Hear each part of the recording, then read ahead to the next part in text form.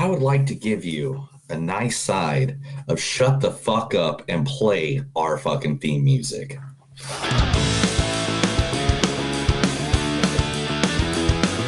It's a show by Chris and Neil with all great movies. They are the real deal.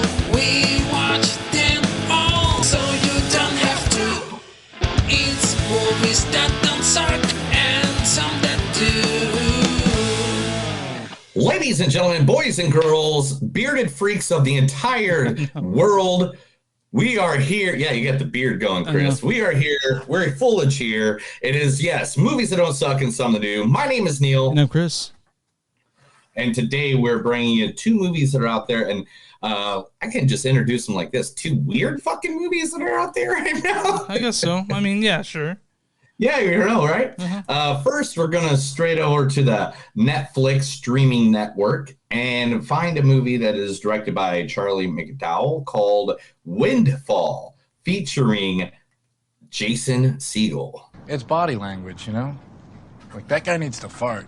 It's pretty clear, but he doesn't know her well enough to do it in front of her, so I assume they haven't slept together.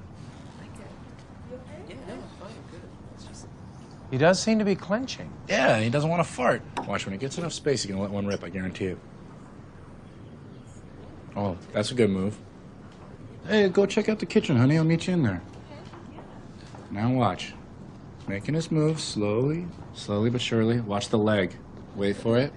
Wait for it. Fart. Boom. That's a fart, motherfucker. Oh my God. That's a fucking fart. Oh my God. Look at him, crop dusting across your open houses. It's a disgrace. He farted in my open house. He sure did. That's from I Love You, Man. I know. It's one of my favorite movies of the minute. I tried to get a cut from, like, How I Met Your Mother, but I figured that was the better one to go with. Yeah. Jason Segel's in this movie. Also, Lily Collins. Look, I don't want to hurt your feelings, but you're wasting your time. What, talking's a waste of time? We're not talking. You're flirting with me. And you're also cock-blocking your friend. Huh? Bon Jovi over there is not my friend. He's a dick, actually. I'm just filling in on bass for them tonight, so... You're cute, Lou. But you reek of romance and good intentions.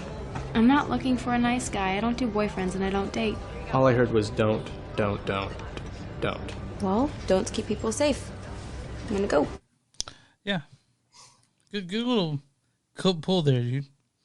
Good little pull. Hey, man, I'm pretty good at doing this stuff, you know? I've been doing it for years. Who else? And then, of course, Omar Levia. I'd go back to my country. Probably buy a football team. You're not getting a football team, man. Well, get real. Then I want $500,000. 300,000. Seems to me Senor has a lot to lose. Yeah, and that's God, what's that movie with it? What's that show with Lee Schreiber? What's that called? Whatever. Oh my God, you made me forget about it now. And I'm the one that pulled the freaking. Was that Coyote? No, it wasn't. No, it's with Lee Schreiber. He's like the main character. And whatever. And dude, mention my boo who's in this movie. I know, man. I was waiting for the best for last for you. And Jesse, and I'm sorry, not Jesse, and Chris's biggest man crush of the year, Jesse Plemons. As the world becomes more and more confusing, we tend to focus on the things that are right there in front of us, while ignoring the massive forces that actually change and shape our lives. And with people working longer and longer hours for less and less, when we do have free time, the last thing we want is complicated analysis of our government, lobbying, international trade agreements, and tax bills. That's from Vice, right? I mean, it's yes. Like once you see Vice, once you see a Vice, you can do like really tell it's an Adam McKay movie. He's really has own sort of style now when it comes to doing like more serious. Yeah, definitely. And those are the every actor in this movie. Yeah, called Windfall. Yeah, it's very good storytelling. Yeah, I know. We'll talk about. I got some notes on that. I got some good information about why they were the only four, and we'll talk about that when we get to the movie. And then, of course, the second movie of the week, our big sexy movie, is the prequel to Triple X. It is X. It's not the prequel to Triple X, but we'll talk about Ty West in his movie X. And then we'll talk about, Triple X, because this is the prequel to Van Diesel's award-winning action movie. Speaking of prequel, did you wait till there's an end credit scene in X? I'm not going to talk about it, but did you wait till the very end? I didn't think there was an end credit scene. Yeah, and that's my bad. Well, and we'll talk about that off air. Okay. But all right. So first, starring in X, we have Mia Goth. I must say that I have. He has shown me sweetness and kindness. And at Donwell, he took great pains to describe to me some particulars of the management of his tenant farms. We were interrupted, but before we were, he seemed almost to be asking me if my affections were engaged. That was from Emma like a couple years ago. It's like a adaptation of a Jane Austen movie, of film novels. So. Yes, correct. Yeah. Okay. And then also in this movie is the wonderful Gina Artiga. I think snakes are the most misunderstood reptiles. My favorite movie vacillates between Deliverance and I'm late. What are you talking about? You're right on time. Oh no, Principal Highbridge, my period.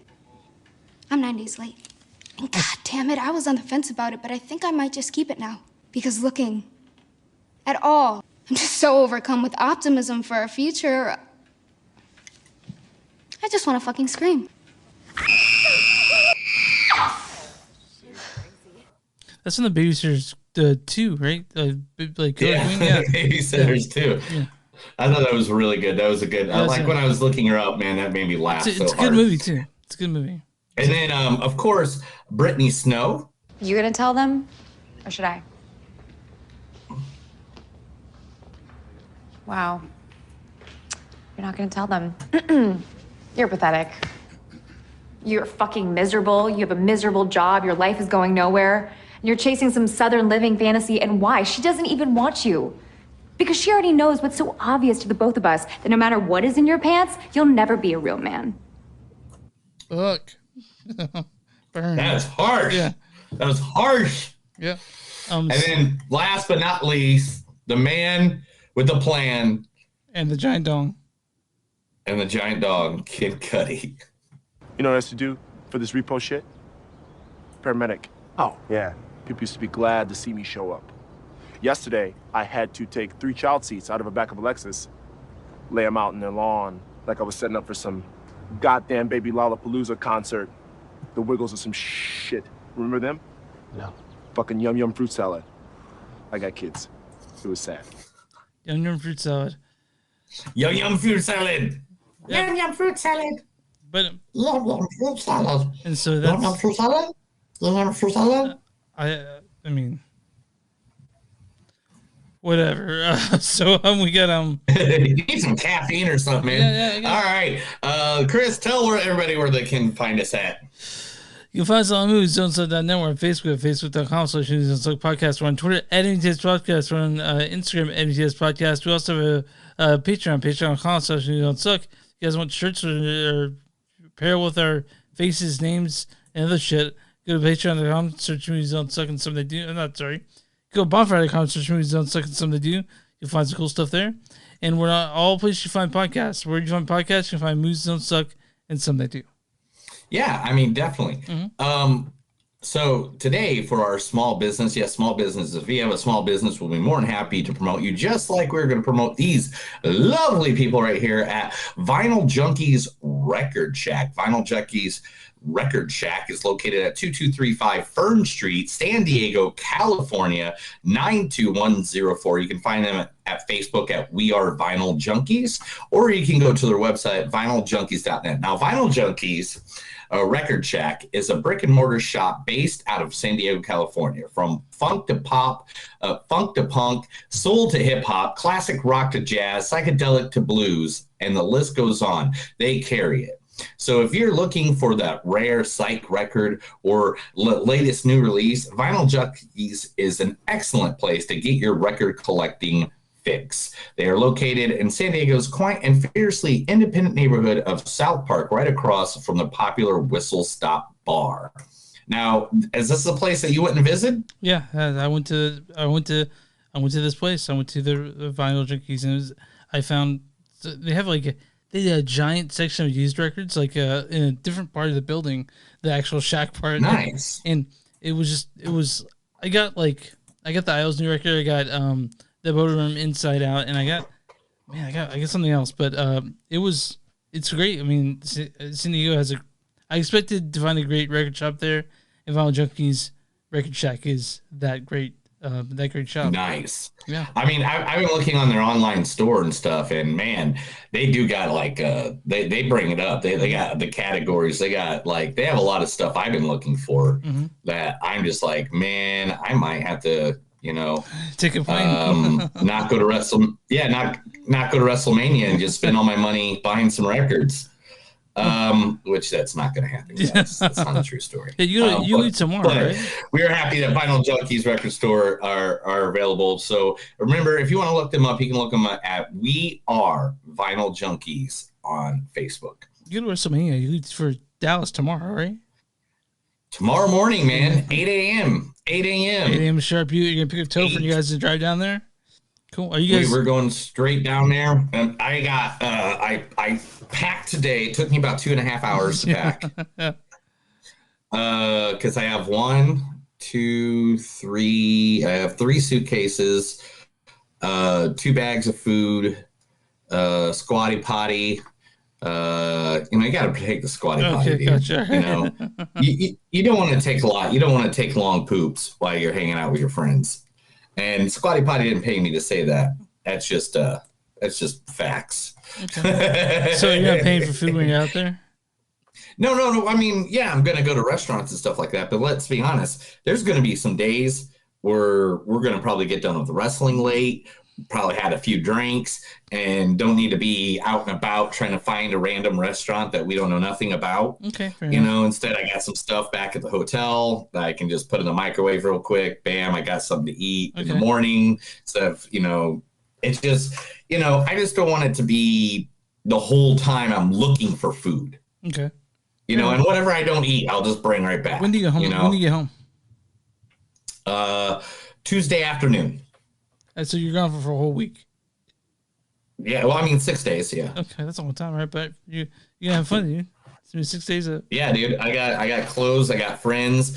There's people down there meeting. Again, I think I said this on Thursday. I'm going to meet up with one of the hosts from a podcast called the Queen Street Posse. You can find from Inside the Ropes. You can find them on Twitch at Queen Street Posse. Really good group of ladies. The one lady is a friend of mine, her and her boyfriend.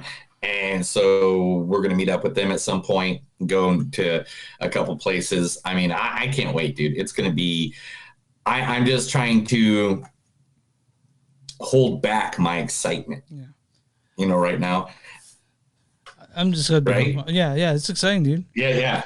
And then tomorrow, the whole way, I'm going to be like, oh, go to WrestleMania. Go to WrestleMania.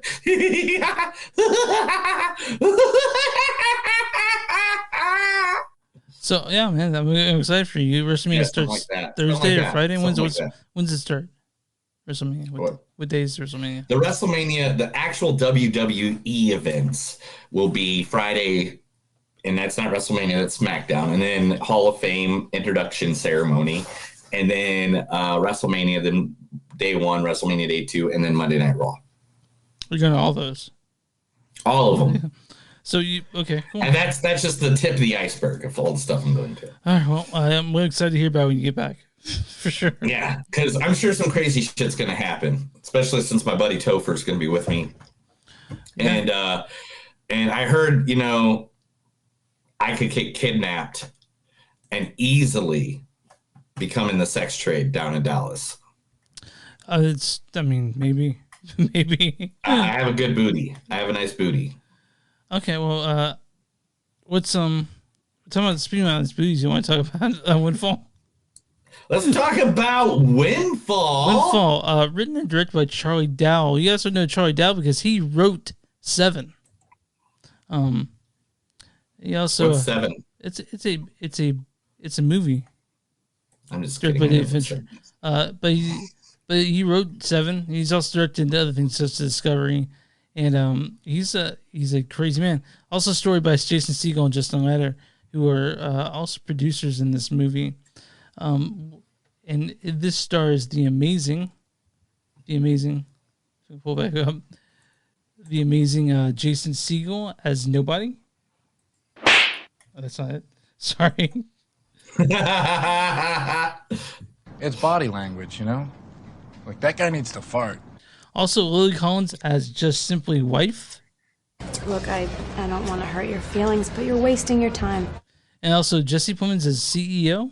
As the world becomes more and more confusing, we tend to focus on the things that are right there in front of us. And then Omar Levia as Gardner. I'd go back to my country.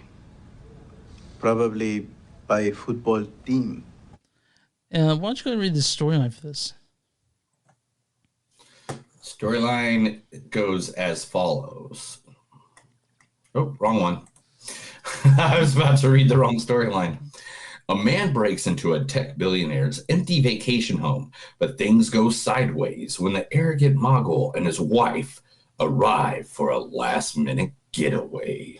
So this is a very limited storytelling movie. It takes place just in the house or the surrounding property, and it has 3 main characters and 1 side character. You know why? Tell me why. I'll tell you why right now. Because Jason Segel pitched this idea for the film on Zoom call with Charlie McDowell 2 months into COVID. The goal was to create a story with a small symbol that could be filmed in only 1 location. And they did that. Like, when I was seeing it, I'm like, this is a COVID movie. Like, we talked about Malcolm Marie a couple months ago. Yeah. And that was done during COVID, like deep during COVID. And this one... Power of the Dog. Yeah, Power Dog. I mean, I had that more than... But this is... I know, but it's based property of people where, like, you could tell we're all staying together, and that's why everybody wanted Benedict Cumberbatch to start showering. Yeah, man, I liked Windfall for the most part. Mm-hmm. It doesn't get boring. The acting in it's 100% incredible. Like, no, yes, easy. Like acting is incredible. Jason Segel was great. Lily Collins was great. Jesse Plemons was great. Even the gardener wasn't bad.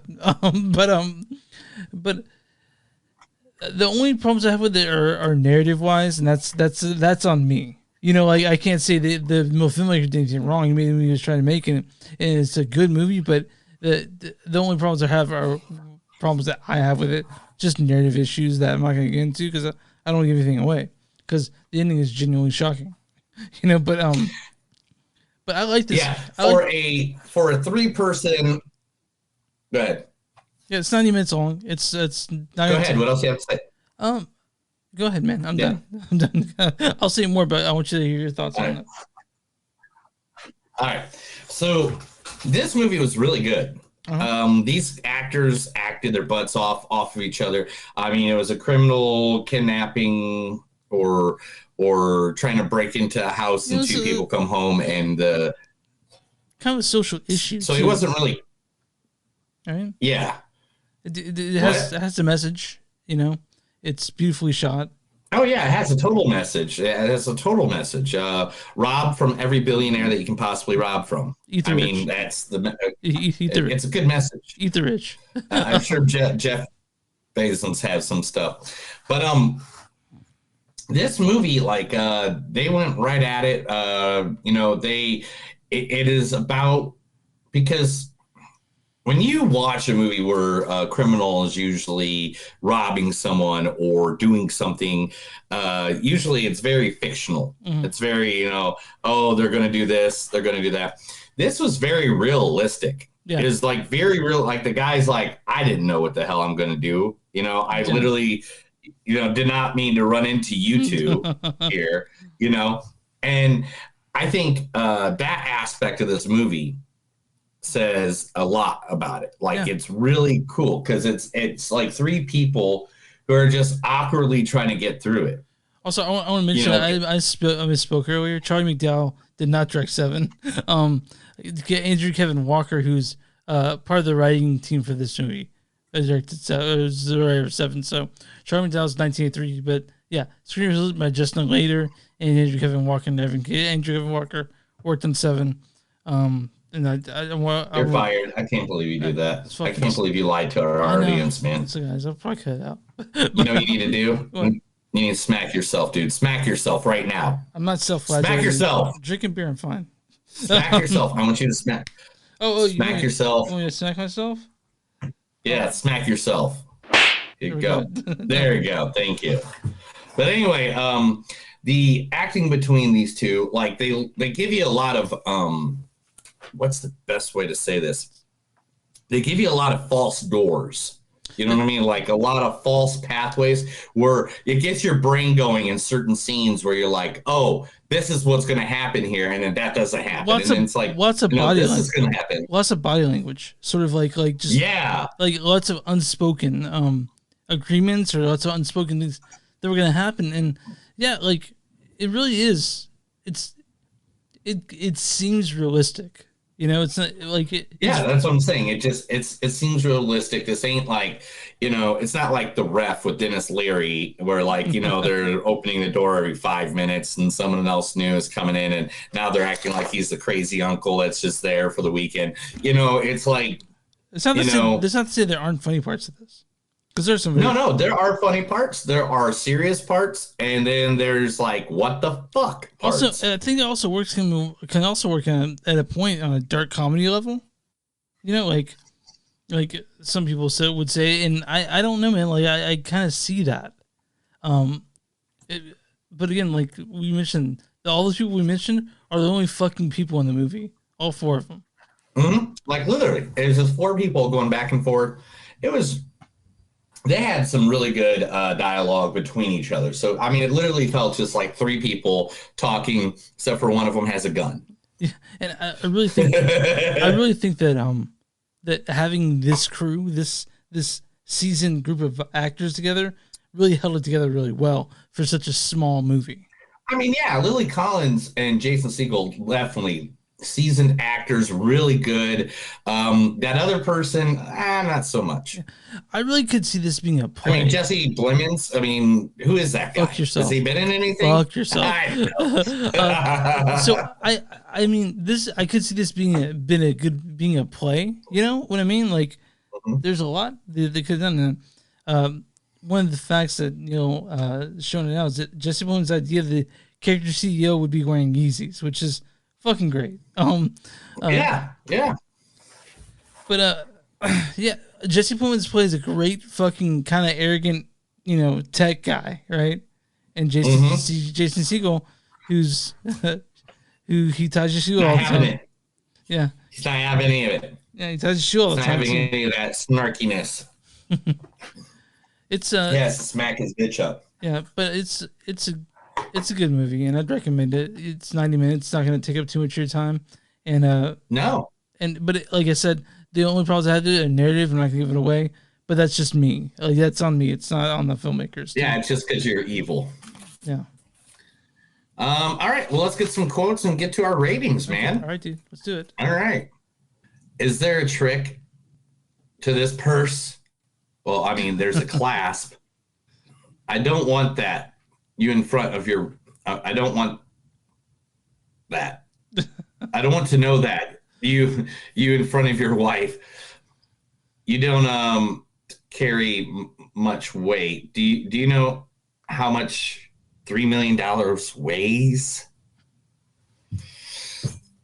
You're a real class act.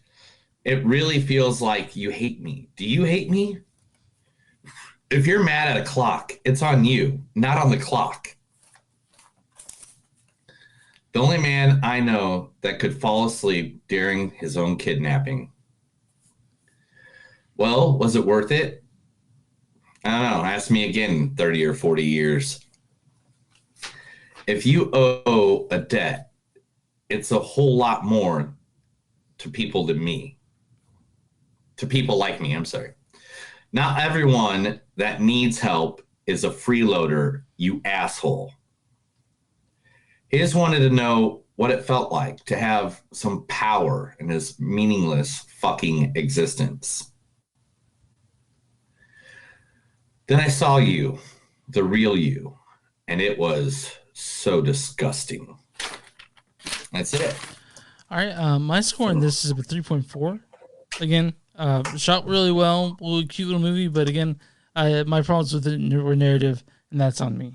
But yeah, and the only problem I had is like I feel like there's a couple places where it's kind of long-winded. Yeah. You know what I'm saying?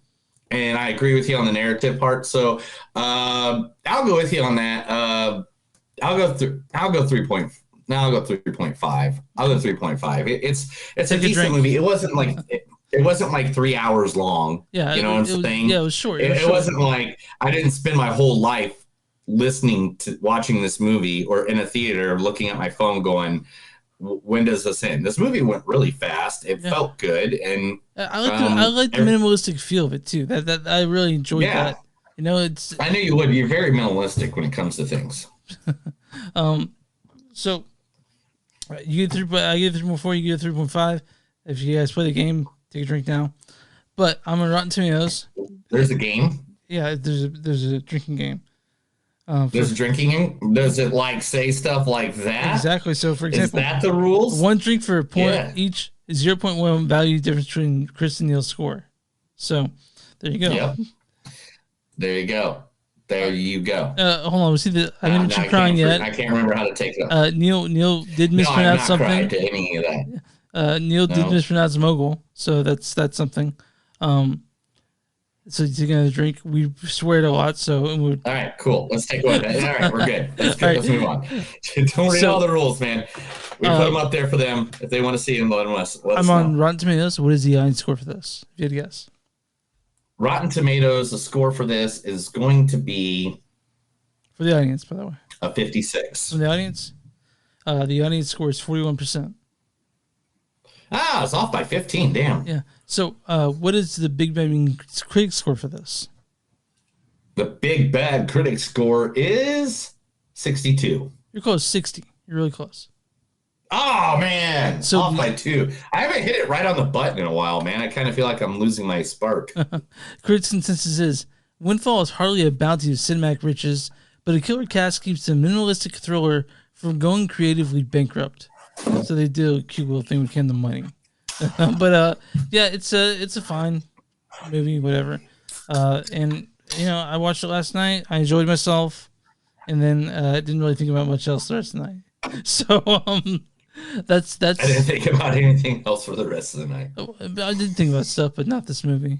But do you want to? We got a lot of news to talk about. Because it was awesome. Yeah, we got some news. I mean, I'm very excited due to the fact that, you know, we just did the show on Thursday. It is now Tuesday, and we already got a shit ton of stuff to talk about. So I'll hit the news music and we'll get into it, dude. Movies that don't suck and some of them new. So I'm going to say stuff. Chris is going to react to stuff. Then after that, he's going to go in the corner and cry in fetal position. So I think we need to get out of the way. What happened? Yeah, let me start it off. Let me do it real quick. Okay, I got this. Okay. This past Friday, one of the greatest drummers ever, a member of Alanis Morissette's band, Tyler Hawkins, passed away at the age of 50. And we just saw him in Studio 666. He's the drummer of the Foo Fighters, and it's very sad. No, he's not the drummer of the Foo Fighters. Dave Grohl's the drummer of the Foo Fighters. Dave Grohl's the frontman of the Foo Fighters. I know. I'm just kidding. Yeah, so, just kidding. It was a whole weird joke thing. But I want to get that one out of the way before we go to the next one, which I'll talk about in a second. But Taylor Hawkins, I was actually at a Snoop Dogg Ice Cube concert with my coworkers. Yeah. Ooh, they did it really good. Yeah. I'm not going to lie, man. For, you know, what are they, in their 50s, their 60s? How old is Ice Cube? Like, he was 19 in 89, right? Yeah. So, right? They brought it, dude. They had a good time. They were doing it. And we got the text message, and the person with me was a radio personality, and he had to go back to the studio and re-record everything for the entire weekend. Yeah. At, like, 12 o'clock at night after we got, like, super stoned and, you know... watching Snoop Dogg, you know? So it is what it is. It's sad. It's very sad. All right. Let's talk about the worst story that everybody's talking about. This will be it's about the Oscars. Now, wait. Okay. Let me introduce it, and then you can jump in. All right. One of the worst things that possibly could have happened at the Oscars this past Sunday. And a lot of people are upset about it, and we need to talk about it. And that's Bob Saget got snubbed in the Memoriam tribute.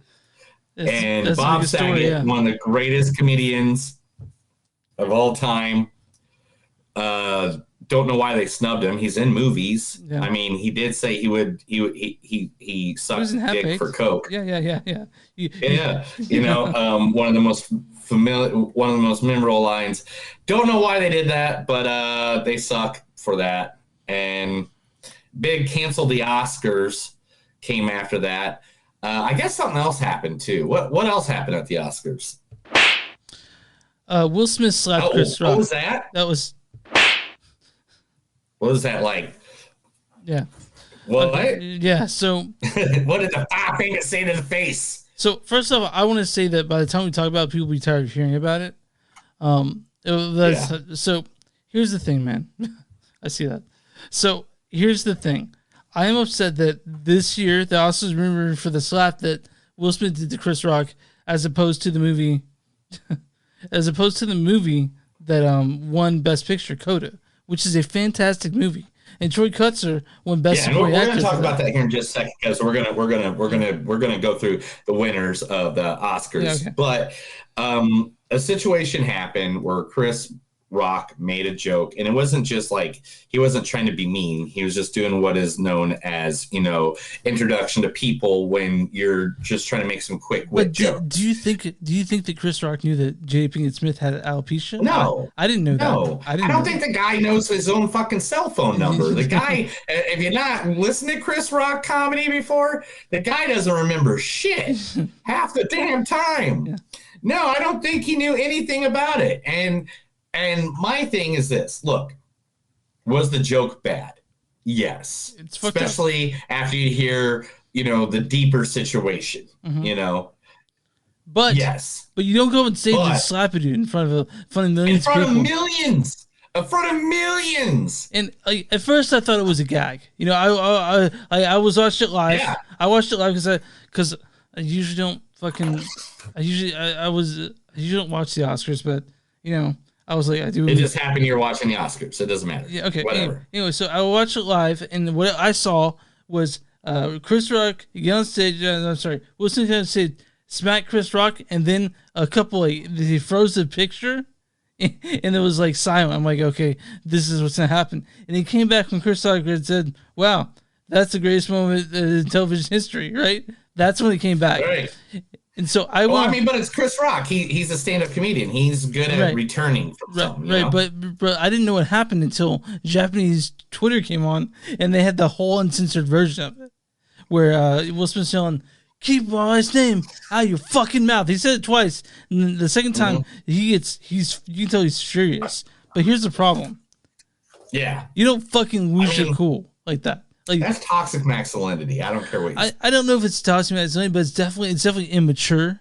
And I can understand being pissed off, but you need to keep a cooler head and not make you fool yourself in front of fucking everyone. And I know that everyone's shitting on Chris Rock. Will Smith and their marriage and their parenting style. I can understand that, but you gotta keep a cool head. You can't fucking do that. No, you just can't go off the hinge like that. That is just. I mean, Howard Stern even even blast on it, and was just like, this is a sign of great mental illness when you can't control your own impulses. Not only that, it was hardly an insulting joke. It was not even a good joke. He got up, he compared Jada Pinkett Smith to one of the most beautiful women in the world, Demi Moore, and you don't hit people over speech. Certainly not Academy Awards. And that's in front of the whole fucking country, in front of millions of people. So that was one. It was stupid. It was immature, and it was immature. The man's immature. I'm sorry. That was sorry. But he apologized. That just doesn't change the fact that this this award show that was celebrating some beautiful Yeah, he movies. apologized via Twitter or whatever. Will Smith wrote out violence in all of its forms is poisonous and destructive. My behavior at last night's Academy Awards was unacceptable and inexcusable. Jokes at my expense are a part of my job, but a joke about Jada's medical condition was too much for me to bear, and I reacted emotionally. I'd like to publicly apologize to you, Chris. I was out of line and I was wrong. I am embarrassed, and my actions were not indicative of the man I want to be. There is no place for violence in a world of love and kindness. I mean, but it's shitty that like all these beautiful movies that were showcased at this ceremony are now not like I can guarantee you probably a lot of people aren't gonna remember what won Best Picture this year. They remember the slap that Will Smith gave to Chris Rock, and that the slap around the world. The slap around the world. Yeah, I mean, it's literally what it is. So I'm not taking. Oh, wait a minute, dude. One second. I just got a message. Okay. Okay. It looks like I'm going to WrestleMania this weekend. Sure. Yeah. It looks like they just added another match to the card. Oh my gosh, look at this. Oh, dude, did you see that? Oh my gosh. Will Smith versus Chris Rock this weekend, WrestleMania, Saturday, April 2nd. Now, anyway, look, man, it sucks. It all sucks. And I feel bad for everybody involved in this situation. That's all I want to talk about it anymore. Let's be honest. I'm done.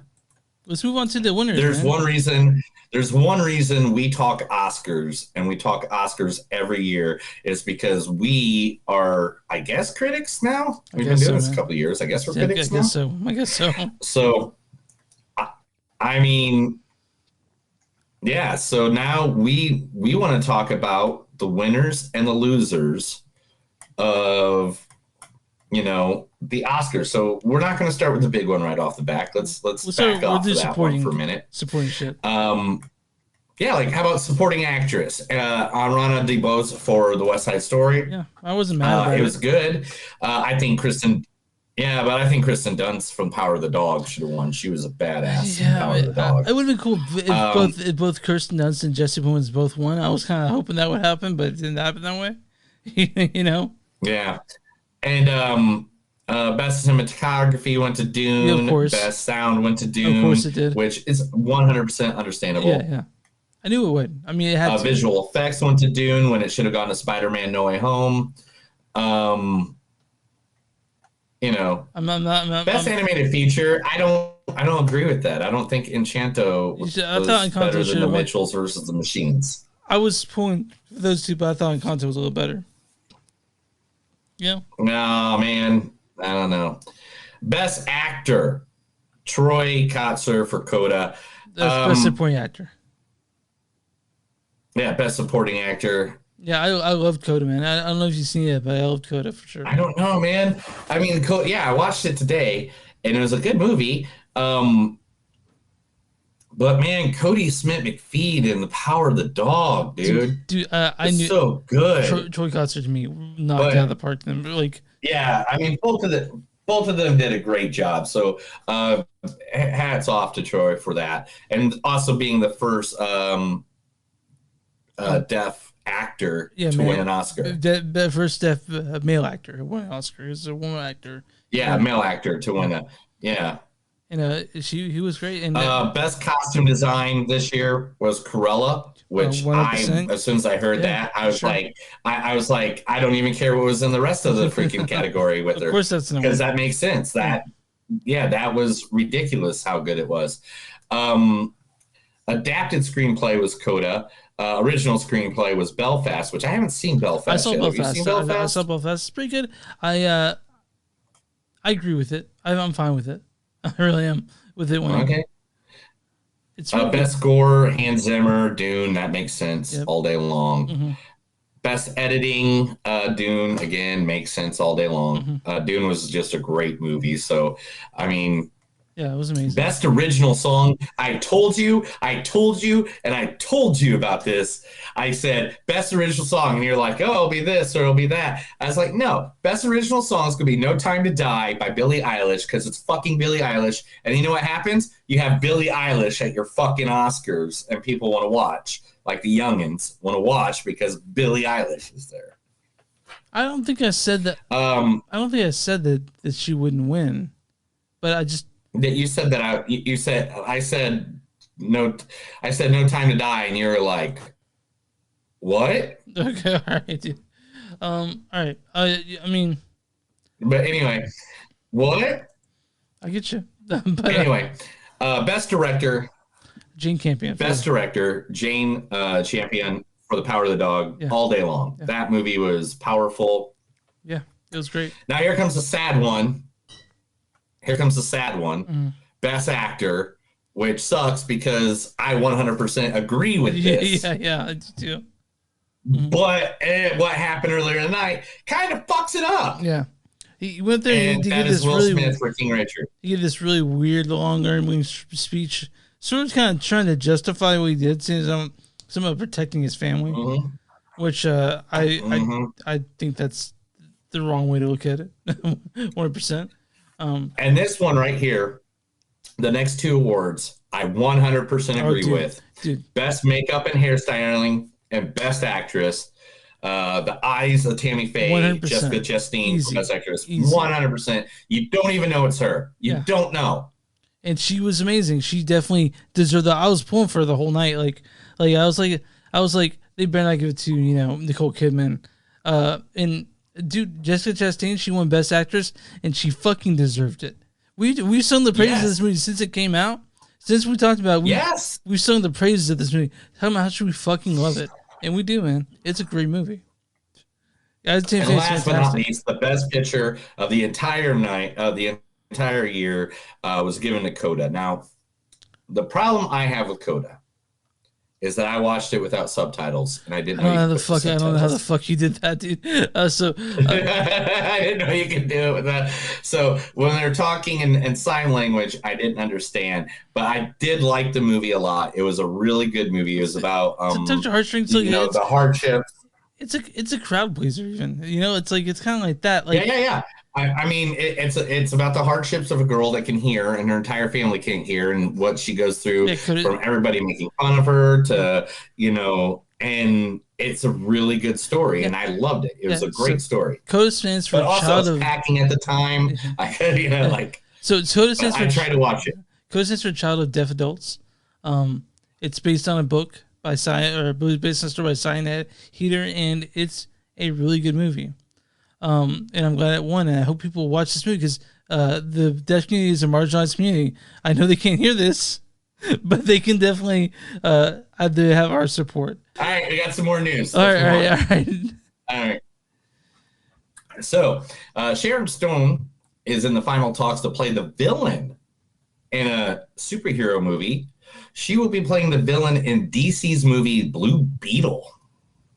That's coming out this year or next? It has to be next year, right? Next year, yeah. Blue Beetle will be released August 18th of 2023. When does Black Adam come out? It comes out in the summer, right? Yeah, it does. Yeah. You must be super stoked on that one, dude. You must be. Oh, dude, I'm stoked about all these. Talking about DC superheroes, The Flash star Ezra Miller was arrested in Hawaii yesterday. What do you do? For disorderly conduct and harassment. Come on, dude. Come on, Ezra Miller. Certainly after midnight on Monday, March 28th, a 29-year-old man visiting from Vermont was arrested and charged for disorderly conduct and harassment. Police officers responded to a report of disorderly patron at a bar on Silva Street. During the course of their investigation, police determined the man, later identified as Ezra Miller, became a sort of while patriots at the bar began singing karaoke. Miller began yelling obscenities. At one point, grabbed the microphone from a 23-year-old and later lunged at a 32-year-old. What the fuck is his problem, dude? He might have just been really fucked up, man. Come on. I mean, the world's got us all fucked up right now. I mean, maybe you watched the Oscars and thought it was okay to get up on stage and smack people. So this was yesterday he did this, I guess. So yeah, it was literally yesterday. Yeah, he's like, it's okay for me to All right. smack other people. Guardians of the Galaxy holiday special. Oh, is that coming out? Yeah, that'll be coming out this year. Okay. Is going to be featuring the one person that Chris Pratt loves more than anything. What is that? Jesus Christ. Kevin Bacon. Oh, Kevin Bacon will be there? I'm all about it. Kevin Bacon is going to be in the Guardians of the Galaxy holiday special. Not exactly knowing what his part's going to be at this point, but he is in it, and that's all we can say about that. Hey, have you thought to yourself, what if I could get a famous actor to officiate my wedding?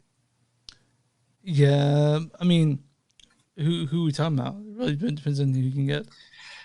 Well, while in Pittsburgh, a couple from Pittsburgh reached out to this famous actor who is filming a movie there right now and asked, because they knew that he is ordained as a mister, if he would come marry them. And they thought, it's a shot in the dark. You know? Yeah.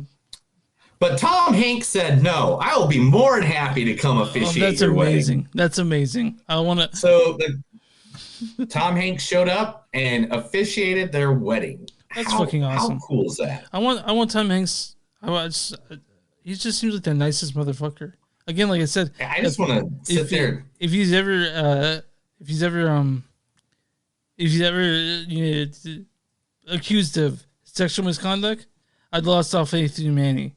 I already have, but that would just destroy it all. Like it'd be a very sad day for me. So, Creed 3 is going to be coming out, and Rocky's not going to be in it. Sylvester Stallone's not a part of it and stuff.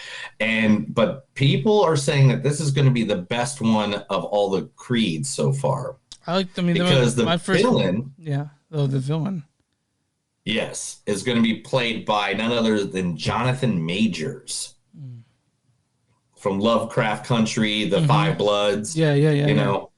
That's interesting. And now Kang the Conqueror and Loki and stuff is going to be the villain. And they say that his villain take on this movie, for this boxing movie, right, is something fresh and new. So I can't wait to see that. I can't wait to see it either. We'll talk about what we're seeing at the end of this, but yeah. So the nerds have come together and counted how many questions did Luke Skywalker ask during the original trilogy. How many questions did he ask? Are you ready for this number? Because it's ridiculous. Yeah, I'm ready. Luke Skywalker asked 118 questions through the original trilogy of Star Wars. Now, listen, did they get? I'm sure some of the questions had to be the same questions. So I wonder that. Maybe. But Mark Hamill responded by, I got a smile to think of someone actually sitting through the whole trilogy just to count and keep track of how many questions I asked. Unless they did it out loud. That's just rude and irritating. It probably ruined the movies for other people in the audience. Because I'm thinking what they did is that they did the tally count. The question they tallied down, so they going, question. But I wonder if ones were like, was that a question or was that more of just a statement? I'm not gonna do it, but they did it. Right. They did it the trilogy and through the Rise of the Last Jedi, right? That's what they did. They include that too. Yeah. Okay. No, that's just the original trilogy. Okay. Just the original 3. All right. And then Parker Posey is joining the New Line comedy, The Parenting. She's a veteran actress, is going to be jumping in with Brian Cox, Eddie Falco, Lisa Kudrow, Dean Norris, and plus rising Hollywood names Nick Dodonna and Brandon Flynn are all going to be a part of it. Because they're doing Dean Norris as Hank from Breaking Bad. I like Parker Posey a lot. I like her a lot, so... I'm a huge Parker Posey. That's why I added this to the news. And the story is a script that centers around a young gay couple, Rohan and Josh, who host a meeting of their parents during a weekend at a cozy rental house in the country. Things take a turn for the horrifying and comedic when the new lodgers find it is already inhabited by a 400-year-old evil entity. A comedic haunting. I love comedic haunting movies. Yeah. Let's do haunted comedy. Last but not least, Shumu Liu, who plays Shang-Chi. Yeah. In the comic, in the movie, Shang-Chi and the Legend of the Ten Rings, is not signing certain Shang-Li comic books. Why not? Because he does not like how they portray Asian people. Oh, so there's some things that he has a problem with. I got you. Yes. So there are certain issues. Any one of them that has Dr. Fu Manchu. Oh, that's fair. In it. Apologize for that. But any of the comic books that have the famous villain, Dr. Fu Manchu, he will not autograph. I'm fair with that. I'm totally fine with that. Like it's kind so of. if you go get to his autograph and you pop one of those in front of him and don't get an autograph from him, that's on you. We pre-warned you. We told you it's out there. See Subaru, right? And you grab your Fu Manchu comic book and you're like, sign this, he will not do it, and it's on you, like you said, and it's all you. Yeah. And then you can just say, but Chris from this movie podcast said that you would. Well, that's a lie. That's a lie. When you get email from Simu Lu saying, why did you tell people I would do that? And we didn't. I will point to, about an hour in the episode and say, listen here. We said not to do it. All right, last but not least, the other award ceremony that went on this past weekend. The Razzies. The worst picture of the year was Diane the Musical on Netflix. I didn't watch Diane the Musical, did you? Nope. And after watching clips of it. Oh, no, I'm good, yeah. Gina DeWalt, who played Diane in Diane the Musical, got worst actress, worst actor. Mm-hmm. I'm sorry, my throat's all weird.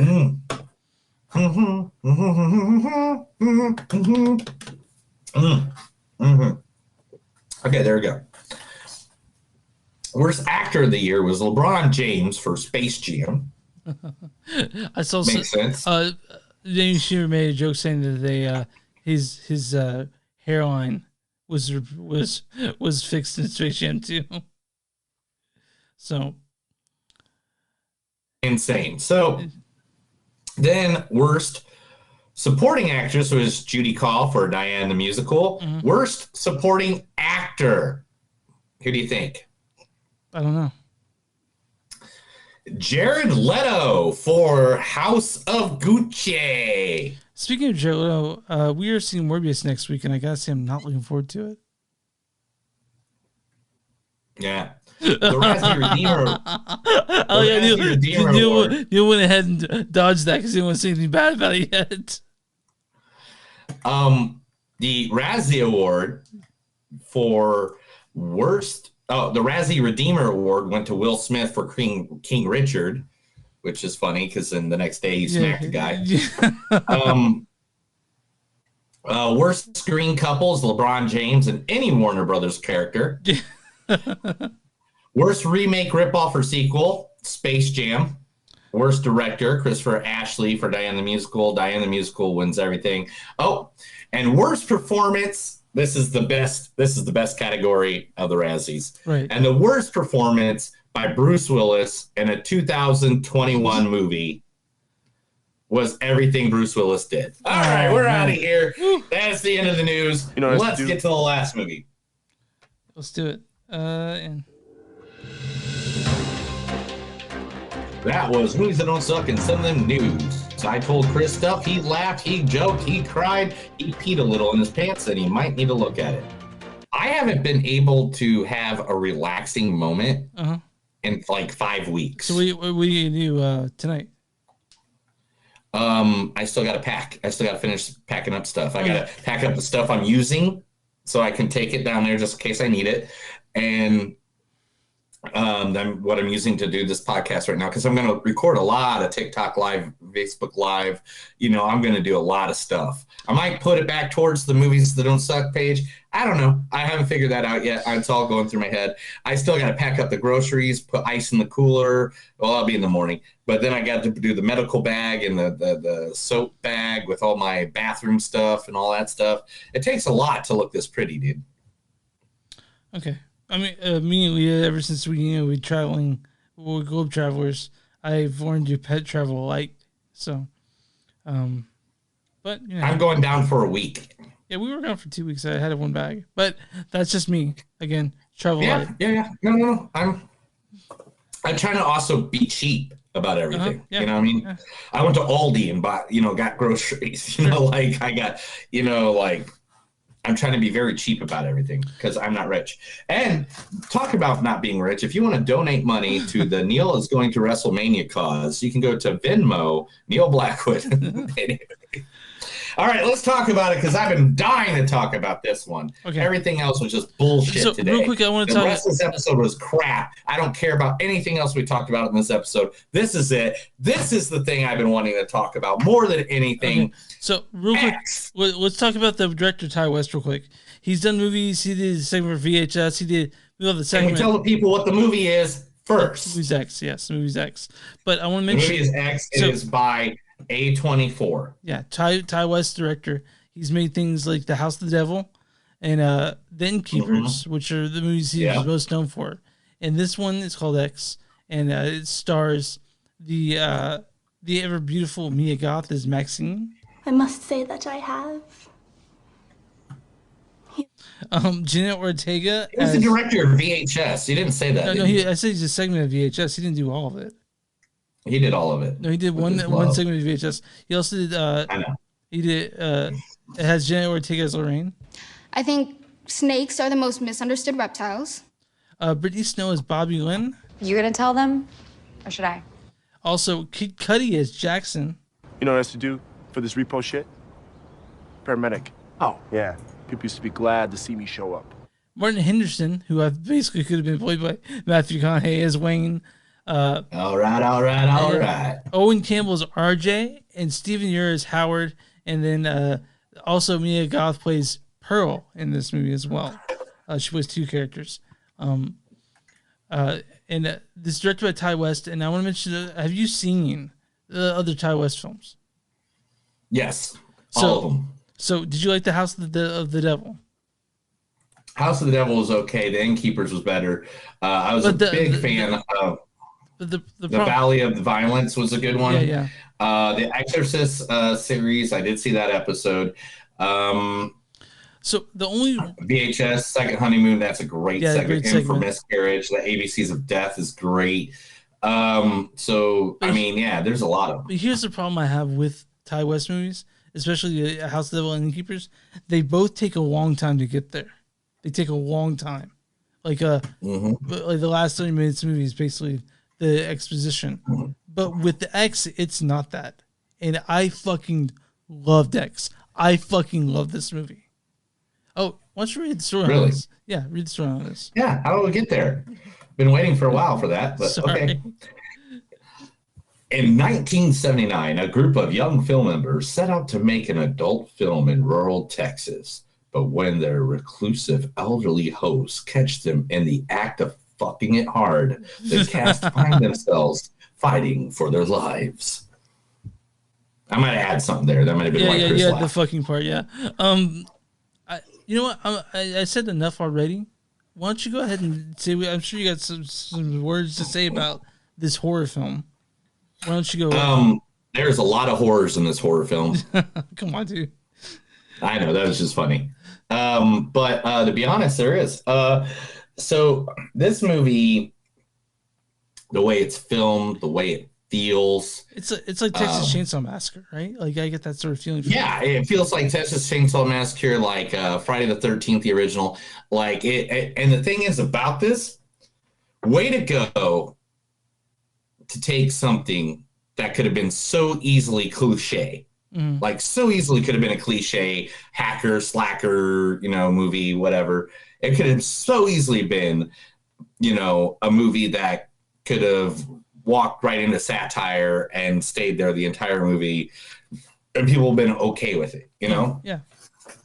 Thank God for A24 and Blumhouse, because they have recreated horror movie. And I know the word that everybody hates more than anything in this world is this, but it's the truth. This is elevated horror. Yeah. This is elevated horror. And I know people hate that terminology, but you know what? This is exactly what this movie is. This movie took a very classic thing, a very easy scene, a very easy concept that we've seen hundreds of times before in hundreds of different movies. I could list like 10 of them off the top of my head, and made it feel original, made it feel, new, and made it feel like it was a new atmosphere and just like and alive. And the twist, there's comedy, there's like, there's straight porn in this movie. There's horror in this too. Straight porn. Straight porn. It's so good. It's like it's a hard R, guys. Yeah, hard R. Almost sex. Hard R. I mean, there's the sex and the gore. And they even make a line in this movie where I think I wrote it down, where it's like, there's no way to make a movie where it's one thing the whole first time and then just halfway through just changes and becomes something completely different. Guess what? They made that movie. It's called fucking X. All right. And X is killer. I love this movie. Congrats on props on A24, because they're the company that's been making elevated horror recently, like The Witch and Midsummer and in The Lighthouse. This is a horror film which harkens back to those 70s horror films. But it, like you said, it makes it original. There's a twist to it, and it's great. And everyone in it's great. And here's a thing right here. All right. Mm-hmm. Have you ever thought to yourself, I would really like to see two old, really crinkly motherfuckers fucking? All the time. All the time. You get your answer. And finally it happens. This movie is crazy. It's like there were plenty of times I almost said out loud, "What the fuck?" Like a lot of that. My wife was frightened by this movie because she gets frightened by old people. So she was like, "They remind me of The Visit." You remember The Visit? Yeah. Oh man, I mean, this movie was straight up. Like I said, the cinematography of this movie. I don't know if they shot it on a 35 millimeter, but man, it looked like it. They gave it the coloring, the cinematography, the editing, like just everything about it. Like at one point, you think you see someone's dong, but you really don't. It's a silhouette of Kitty's dong, right? Like at one point, you think you see things in the background, but you don't know if you do or you don't. Like it's very very psychological, and it gets you right in the brain pan, and something's coming because you bought the ticket. You know what kind of movie you went into, and it just starts happening, it's just fucking amazing. I have a question. I'm not going to give anything away with this, but there's a scene where "Don't Fear the Reaper" comes on, and it needed more cowbell. Oh, way more cowbell. Yeah, but way more cowbell. But some of the facts I got for this movie was this movie. There was an actual adult film called Farmer's Daughter, which they were trying to film in this, which is infamous. Mm-hmm. It started future acclaimed mainstream writer and actor Spalding Gray's Rest in peace, Spalding Gray. Yeah. Also, there's a point in this movie where the character Lorraine references Psycho during a conversation with the group. Later on, a character named Jackson discovers a submerged car in a pond similar to Maureen Carring's car that was being dumped in the lake by Norman Bates in Psycho. Yeah.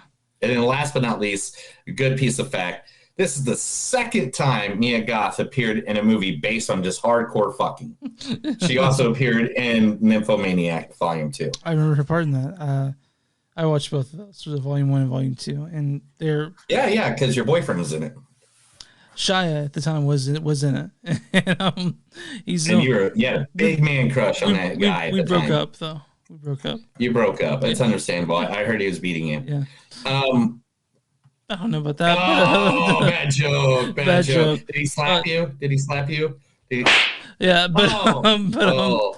Gosh. But X is great. It's fantastic. It's the best horror film I've seen in a long time. Honestly, I can't like looking back on it. Like to be honest, this is like if you were to tell me to make a list of the top 10 horror movies in the past 5 years. Oh yeah, top of the list. This would be there. I mean, it'd be fighting with like Mandy and you know and stuff like that. It'd be fighting with those.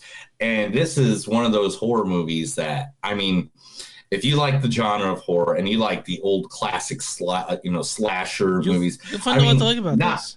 Yeah. And I mean, one, they had to pay a lot of money for the music they had in this movie. Oh yeah, lots of good. Because I heard all the songs. I mean, at one point they're all busting out singing "Landslide" and shit. You know, like, and how could you not love every moment of that? You know what's the greatest thing in the world is that I'm sitting here and I'm on IMDb and I'm going through the information stuff like that. And what are they advertising to me? Why I'm looking at this hard R-rated movie? Sonic the Hedgehog 2. Huh? Sonic the Hedgehog 2. No, close. Sing 2. Oh yeah. But anyway, so I mean, this is just one of those movies. If you like horror, guys, if you like horror movies, if you want to be, you know, like what the fuck at the end of a movie, this is it. This is the one for you. Because there's so many hidden things in the movie too, like little details, like pay attention to the guy on the television. Yeah. How about that? That's a good way to say it without ruining anything. And Chris, what else you got for me about this? Oh man, I can't talk about enough how much I like this movie. Ty West, he didn't really impress me up until this point, and now I'll watch anything he puts out. Guys, stay for the end credit scene. You won't regret it. You apparently which I didn't know it existed. I'll talk to you about because I'll talk you about off air. But it's exciting, and I expect to hear more from this guy soon. Well, I'm sure A24 will give him another chance to do some stuff. Yeah. Why don't you go ahead and read some quotes for this? I will be more than happy to, only if you can sing the chicken dance for me. Sing the chicken dance song. What's the chicken dance song? Anyway. All right. I know the powers of Satan's firsthand. Oh, you know what you are? You're a fucking sex symbol. Oh, one thing I noticed in the movie, I wrote it down. I totally did not bring this up. And this is just like the little subtle jokes they have in the movie. The side of the van said plowing service, which was hilarious because they're going to go film a porn. Yeah, I thought it was hilarious. You know why you're going to be a star? Because you have the X factor. Yeah, I thought I'd get the name of the movie. All right. You know, Winston's is the only smoke. Winston, they only got Winston's, you know. I only smoke old golds.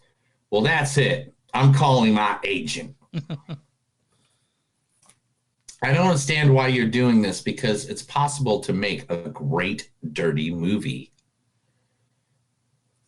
Oh, so church mouse, you do know how to speak. Hey, come over here and feel how hard my cock is. Yeah. You wouldn't like Daddy when he's angry, now would you? It's not real life. It's just a movie. You shouldn't let out of date traditions change your mind. Toast to the perverts. They've been paying our bills for years. The movie just can't change halfway through. She's a nice girl. I hate to tell you this. She's not like that. She's a nice girl. I hate to tell you this. None of them are nice girls. 2 keys to a healthy relationship. Never let her out of your sight and never mention her weight. Why do you get it at all? You're nothing but a stupid whore. I don't want her. I wanted the other She had something special. The whole world would know my name. I'm a motherfucking star. Now that's what I call divine intervention.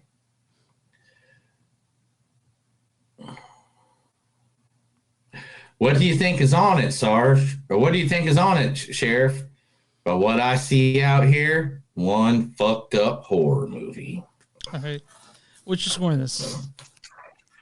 11. What's your you guys you don't know basis out 0 through 5. 0 through 5. I gotta go 0 through 5. Yeah. Man, this was really good. 4.7. Yeah, 4.7. This is like this is like the horror movie to beat for the year.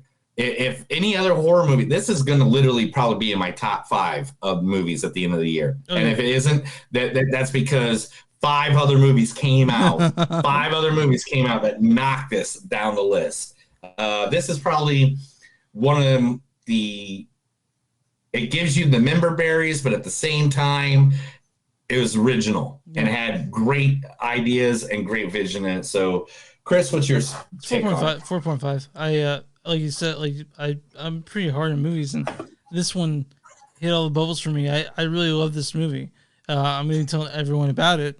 One of my favorite movies for this year, I'm going to say X. And it's not going to be everyone's favorite movie, but you and I, and for you and I, this was for us. You know what else I learned? What's that? I learned a whole different way of wearing bib overalls. Oh, dude, I was all about them overalls, I gotta say. I mean, like, seriously, like, you look at this movie and you're just like, man, I'm about that movie right there. Yeah. It's like, as soon as I see this poster, I'm just like, I'm down. I'm down with the sickness. I'm not that mad. I'll definitely see it. I mean, every time you look at this, it just makes me think of, wrong picture. I'm on Rotten Tomatoes. What do you think the audience score in this movie is? 78. 74. So, and there's off by 4. That's actually what audience says on this. So X isn't every horror fan's idea of a good time, but it's often unique and never boring. Again, if you guys only love horror, you might not like this one. But what is the Big Bad Mean Critic score in this one? 67. 96%. Oh, dude, they went higher. Yeah. Gosh, dang it! Why did I go with that? I knew they were going to go higher. Critics is a freshman on the classic slasher formula.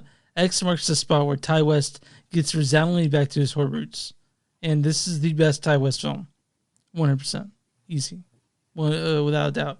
It's a great movie. I can't wait to see what Ty West does next, and guys, go see fucking X. But go see X. Go get in the X. Go film a triple I don't know X how long movie. it'll be in theaters, so get to it as soon as possible. But you know what we're seeing next week, right? We're seeing Morbius. Batman? We're seeing Morbius, so... Batman. Yeah. What are you talking about? Wait, the preview gets to become major Batman. Yeah, but Morbius. Well, I mean, I know what Morpheus is because I read comics. It's Morbius with a B. I can say how many of his comics do you own? I just know by seeing the preview and with the movie. Okay, so how many of his comics do you own? 0. Okay, cool. I own the first 20. But they're gonna call him Morbius at least in the preview. Okay, in the movie, it's spelled Morbius. But again, are you excited about this movie? I was until I saw a review headline. It ruined it for me. I was I never. hate that. I was never excited for the movie at all. I thought it was fucking awful, and yeah. So we'll see what happens. Maybe I like it. I'm just not. Maybe you'll love it and I'll hate it. Yeah, I doubt I love it. Maybe I'll like it and you hate it. Maybe baby Jesus will come and then we got another one coming up. I haven't figured it out yet. Neil will be out of town most weeks, so we get one that's easy to see at home. So it'll be a. Yeah, I don't even know when we're going to be able to record. Oh my gosh. Next week? Yeah. I mean, probably be Thursday. I mean, I don't have anything on my count. Hold on. We'll figure it out. But Yeah, we're gonna have to figure it out, bro. Because guess what? You know how exhausted I'm gonna be from after like 6 days of pure wrestling excitement and partying and going crazy. And I might end up in Mexico. Who knows? Please don't. Please don't end up in Mexico. I might jump the border to Tijuana. I mean, Tijuana is on. I mean, yeah. I mean, whatever. We'll see. But yeah, we'll see you guys. I think that's it. We're good, right? We're going to wrap this up. I think I got some food. Jim Carrey just wants everybody to know that he is sickened by everybody standing up ovation for Will Smith's winning of King Richard. Sorry, Jim. Yeah, I'm good. Let's get out of here. Let's do this thing. Visit onlinemuseumstuff.net. We're on Facebook at facebook.com/podcast. We're on Twitter at MTS Podcast. We're on Instagram at MTS Podcast. We're on Twitch at MTS Podcast. Go to patreon.com/movies.suck. Visit our bonfire, bonfire.com. We'll put Movies Don't Suck something to you. Message us at info@moviesdon'tsuck.net or moviesdon'tsuckpodcast@gmail.com. We're all streaming platforms. Where you find podcasts, you'll find Movies Don't Suck and something to you. Exactly. And if you got a small business, let us know. We'll be more than happy to make it out there. You don't have to pay us a single damn dime. We just want to help you and make sure your business gets out there and gets the money it deserves. Are you ready, Chris? All right, let's do this. Get out of here. Hit that music. Well, that's another episode of Movies That Don't Suck and Something to Do. My name is Neil. And I'm Chris. And remember, guys, no matter how many times you body slammer, only one of the 3 X's does not make you Van Diesel. Have a good night.